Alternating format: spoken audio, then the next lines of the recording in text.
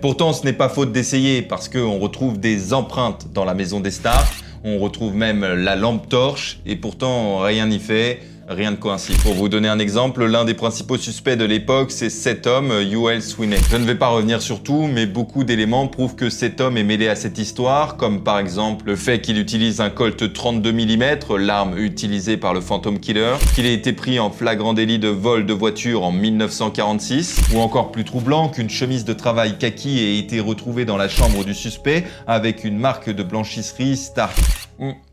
Ça prouve que Yoel Sweeney connaissait les victimes. Pourtant, il va plaider non coupable et les empreintes qui ont été retrouvées sur les scènes de crime ne vont pas coïncider avec les siennes, comme le confirme ce document du FBI. Ces empreintes digitales ont été comparées par la section des empreintes digitales uniques et se sont révélées non identiques aux dernières qui avaient été soumises.